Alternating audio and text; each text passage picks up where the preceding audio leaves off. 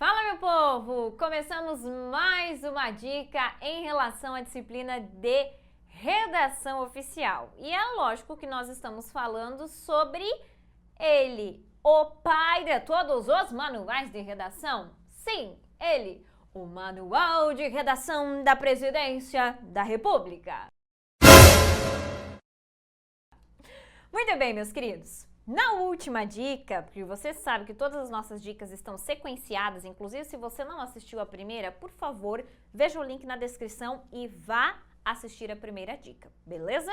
E se você está assistindo na sequência, fique aí ansioso para saber o que nós vamos trabalhar agora e o que trabalharemos nas próximas dicas, para você realmente gabaritar essa disciplina dentro da sua prova, perfeito? Muito bem.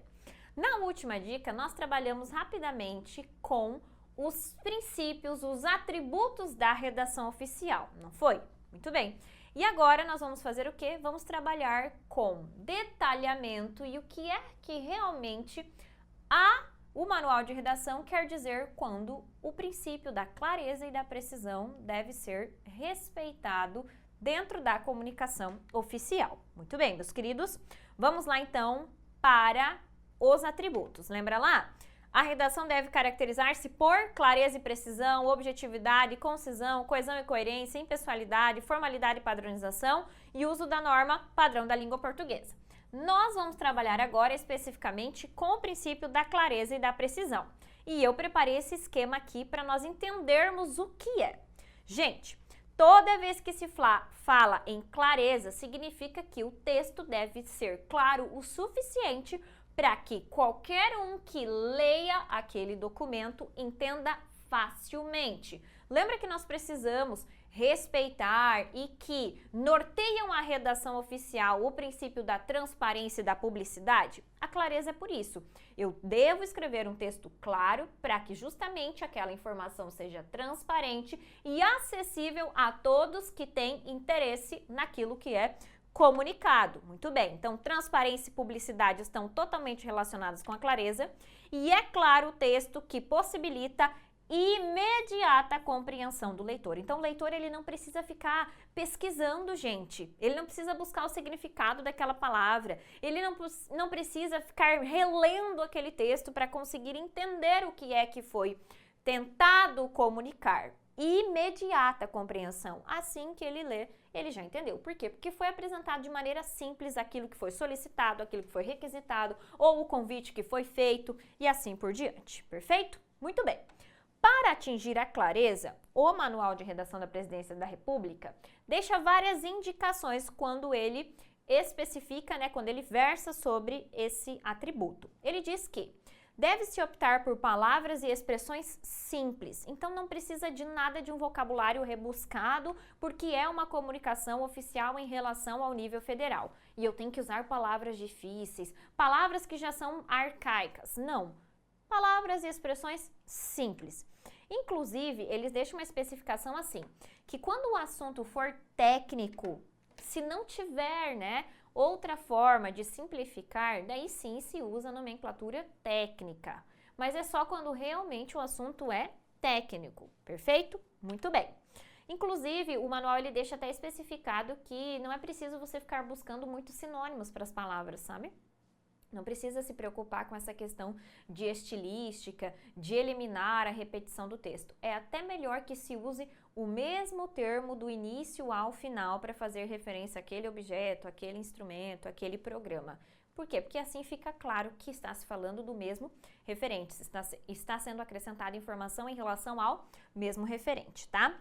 O manual também deixa claro que é melhor optar por frases curtas e ele faz uma um específico apontamento em relação à ordem direta e ordem inversa. Meus queridos, se vocês já têm estudado com frequência a língua portuguesa, provavelmente você já teve contato em algum momento com essas classificações de ordem direta e ordem inversa. O que significa isso? Significa a ordem de apresentação dos elementos sintáticos dentro da oração.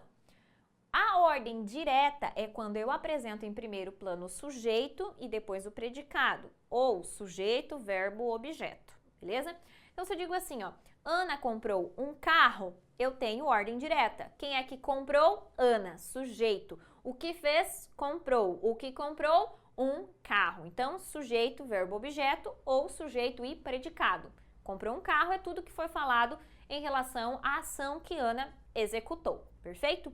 E a ordem inversa é quando nós temos reposicionamento desses elementos, ou seja, não aparecerá o sujeito em primeiro plano, e sim aparecerá ou o objeto ou o verbo. Neste caso de Ana comprou um carro, ordem direta.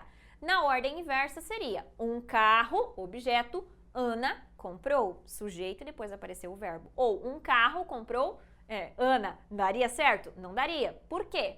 Porque neste caso ficaria ambíguo, né? Ficaria estranho. E já que nós falamos de ambiguidade, eu quero deixar claro para vocês que o manual diz que deve se preferir por frases curtas, e quando ele diz frases curtas, ele também está querendo dizer que não é para nós ficarmos acrescentando muitos adjuntos na estrutura. É realmente falar o que é necessário para que seja entendido. E diz que a preferência é por ordem direta. Só deve-se optar por ordem inversa, que é aquela de mais difícil compreensão, quando acontecer o quê, gente? Caso de ambiguidade. Daí, se não é possível eu deixar na ordem direta porque o texto apresenta duplo sentido, dupla interpretação, daí, neste caso, eu vou reposicionar os termos para dar o entendimento realmente desejado, tá? Mas é algo que deve ser evitado, que não é a regra. A regra é qual? Ordem direta, como a prof apresentou ali. Ana comprou um carro. Na estrutura de um carro comprou Ana, já ficaria um bocado estranho, né? Forçado, deveríamos realmente pensar que o carro não pode comprar Ana, beleza? Então, prejudicaria um pouco o sentido, perfeito? Muito bem. Além disso, o manual diz que para que o texto seja claro o suficiente, deve-se ter uma uniformidade de tempo verbal, gente. O que é a uniformidade de tempo verbal? É o seguinte: se você começou o texto apresentando os verbos no presente do indicativo, é para optar, lógico, salvo quando não houver, né, forma de apresentar que você quer fazer realmente menção a um fato que aconteceu no passado, daí sim eu uso o passado. Do contrário, se não há necessidade, vocês vão manter o mesmo tempo verbal. Então, se iniciou falando no presente, todos os verbos estarão conjugados no presente. Se está dentro do modo indicativo, todos os verbos no modo indicativo. Salvo, lógico, quando for necessário, tá? Beleza? Muito bem. Além disso, o manual é bem explícito que para que o texto seja claro e seja entendido de imediato pelo leitor, pelo interlocutor, não devem ser apresentados regionalismos e neologismos dentro do texto. Gente, você está falando de comunicação oficial em âmbito federal. É lógico que nós vamos ter documentos saindo da região sul para a região nordeste, por exemplo. Documentos, ou então até mesmo, né, o servidor que está trabalhando lá dentro, né, ele é do Nordeste, mas o documento que ele está redigindo é para pessoas, por exemplo, do centro do Brasil, ou do sudeste do Brasil, ou do sul do Brasil. Gente, neste momento você deve abandonar os seus regionalismos. O que é o regionalismo? É aquela palavra que é típica da sua região. Por exemplo, aqui no Paraná, nós temos o costume de falar piá para menino, menina, para menino, né? Piá nós falamos. No sul fala guri, guria. É diferente e é o mesmo menino. E na região, se não me engano, do Rio, fala garoto, garota, né? Fala também. Se confirma aí nos comentários. Se não, prof, não é assim. Fala de outra forma. Não tem problema nenhum. Aprendo novos regionalismos. Então, isso deve ser evitado e usar aquele termo que é de conhecimento de todos. Então, menino, menina é de conhecimento geral. Então, seria esse termo que deveria ser usado caso fosse necessário. Entenderam? E o neologismo seria o quê? Palavras novas. Gente, constantemente, como a língua está em evolução, sim, surgem palavras novas, mas isso provavelmente não é de conhecimento geral. Então, opte por aqueles termos que são de conhecimento geral, perfeito? Depois ele deixa muito claro que para obter o atributo da clareza, o texto deve estar bem pontuado. Então, você, meu querido servidor, deve conhecer das regras de pontuação da língua portuguesa. para pontuar corretamente, para não colocar uma vírgula separando o sujeito do predicado, o verbo do complemento. Do contrário, nós teremos outras possibilidades de interpretação. Então, o texto tem que estar bem pontuado para saber se realmente aquela estrutura é um vocativo, se não é um vocativo, se aquilo é um aposto, se não é um aposto. Perfeito? Se é uma oração subordinada adjetiva restritiva ou é uma oração subordinada adjetiva explicativa, porque isso altera o sentido das estruturas. Então, pontuação correta. Muito bem. Depois, diz que, para que o texto seja claro, deve-se explicitar o significado da sigla. E é explicitar o significado da sigla, gente, na primeira ocorrência dela. Então, vamos pensar, é lógico que é uma sigla aqui de conhecimento praticamente geral. Nós temos SUS. Eu não poderia começar lá o meu documento falando já com SUS lá na estrutura. Não. Eu deveria explicitar o quê? Logo na primeira vez que ela aparece, Sistema Único de Saúde, parênteses, S maiúsculo, U maiúsculo, S maiúsculo, fecha parênteses, SUS. Agora, no decorrer do documento, sim, eu posso usar só SUS em todas as estruturas que eu estiver referindo-me ao Sistema Único de Saúde. Percebido?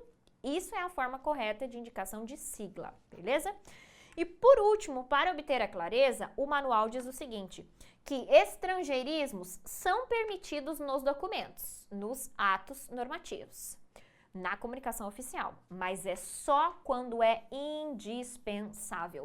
E quando é que é indispensável, gente? Que não tem outra forma e sim eu devo escrever o estrangeirismo no meu texto.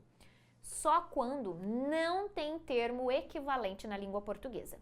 Então, se não tem um termo equivalente àquela palavra do inglês, aquela palavra do francês, aquela palavra do espanhol, do italiano, qualquer língua que seja, daí sim nós colocamos o estrangeirismo dentro do texto. E depois colocamos, mas respeitando e seguindo a norma de indicação de estrangeirismo, que eu convido você a assistir aí em um outro momento que nós vamos falar da maneira correta de apresentar estrangeirismo dentro do texto, dentro dos atos normativos, beleza? Então esses são os itens para atingir a clareza que o manual especifica. Palavras e expressões simples, frases curtas, uniformidade no tempo verbal, sem regionalismo e neologismo, pontuação adequada, explicitação do significado da sigla, para que todos saibam aqui, né, centro você está se referindo, aqui sistema está se referindo, e depois estrangeirismo só quando indispensável. Quem é que aparece junto nesse atributo da clareza? A precisão. E a precisão, gente, olha lá o esqueminha dela, ela complementa a clareza, por isso que elas estão juntas lá, tá? Best friend forever, entende? Esses dois fundamentos aqui são best friend forever. Para obter a clareza, eu preciso da precisão. E o que é a precisão? Ela é a articulação da linguagem comum ou técnica, ou seja, usar sempre os mesmos termos, tanto na linguagem comum quando for necessidade de usar termos técnicos. Ela é a manifestação do pensamento e da ideia com as mesmas palavras. Para quê, gente? Para não dar duplo sentido. Então, por isso que não tem problema do texto ser repetitivo. Porque quando eu uso o mesmo, é lógico que não pode ser em excesso também, né, gente? Tenha controle. Ah, então o prof tá falando que posso repetir quanto quiser quando eu for lá hoje redigir o ofício? Para com isso. É só quando realmente for necessário e você deve usar o mesmo termo que foi anunciado para que seja preciso, para que não dê margem para outra interpretação para a estrutura. Por quê? Porque mesmo que sejam sinônimos, em muitas vezes nós temos uma diferença na significação, não são sinônimos perfeitos, em muitos casos, tá? E lembre que o objetivo é que a compreensão seja imediata e seja uma compreensão adequada, é aquilo que realmente queria que fosse entendido, né? E por último, diz assim, que deve-se escolher expressões e palavras que não tenham duplo sentido, tá? O que seriam expressões e palavras com duplo sentido? Expressões e palavras que, dependendo do contexto, elas têm significados diferentes, teriam enquadramento aqui. Então, que não dão margem para. Por isso, sempre sejam precisos na escolha vocabular. E, por último, o manual ele é bem específico no seguinte conselho, de que todos vocês, servidores, devem reler o texto, com o objetivo de revisar para eliminar qualquer estrutura que permita o duplo sentido, que tenha essa, né, ideia da ambiguidade, que esteja alguma parte obscura que não facilite o entendimento. Por quê? Porque tudo que vocês construírem, publicarem é de interesse público e deve ser de fácil entendimento. Então, reler é essencial. Você, meu querido servidor, eu tenho certeza que já sabe que você precisa fazer isso e você também já aprendeu durante toda a sua preparação, que reler é super importante para a parte de redação, não só de redação de texto, né, dissertação argumentativa, dissertação expositiva, quanto também depois na elaboração das correspondências oficiais, beleza? Com essa, meus queridos, nós finalizamos esse encontro. Se você tem interesse em saber um pouquinho mais sobre o meu trabalho, me siga lá nas minhas redes sociais, @Ariane Butic lá no meu Instagram. Se tem alguma dúvida também, só enviar mensagem para lá que eu sempre respondo. No mais, beijo, beijo, beijo e espero você na nossa próxima dica. Até!